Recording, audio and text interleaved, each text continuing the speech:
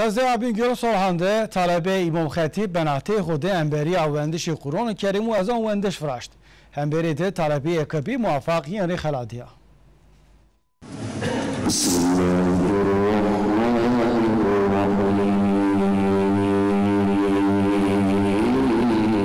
Wezareti Tahsil-u Milli ve Müdürü Umumi Tahsil-i Bingöl'de Benati talebeyoni İmam Xatib'te yev hemberi viraştı.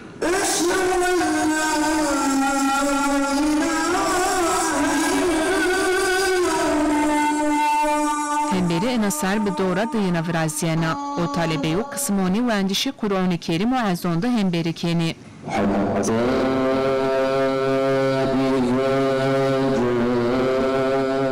Demi hemberide kışla reisi belediyeye Solhan Abdülhakim Yıldız Otay idare karondu. Müdürü Tahsil-i Milli Bingöl Kadri Enginzi Güeştari'yi talebeyu kerdi.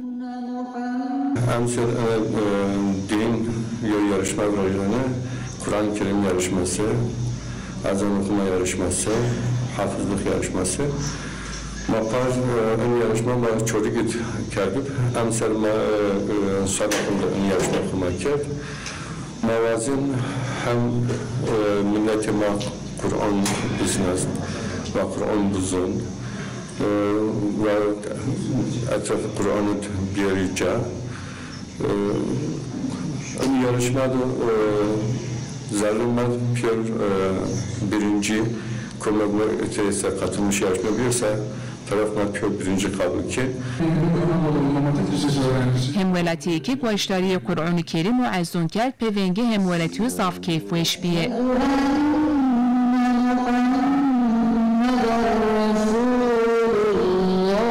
Hemberide kısıma Kur'an-ı Kerim'de Veysel Barut Beyevin, kısıma Azun Vendiştesi Furkan Andıç Beyevin.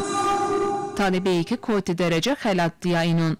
Genel Müdürlüğü, Anadlı Sera, Mesleki Yarışmanın Şoli Güdverazen, Emseriz, Masvelahon Vayerti Peke, Kur'an-ı Kerim okuma yarışması, ezan okuma yarışması, genç muhafızlar, hafızlık yarışması, Masvelahon, Solhan, Anadolu İmam Hatip Lisesi, Mavayerti Peke, ay katılmış bir ay öğrencima, Hulma, yine Rızaf teşekkürkene, başarı dilemişkene.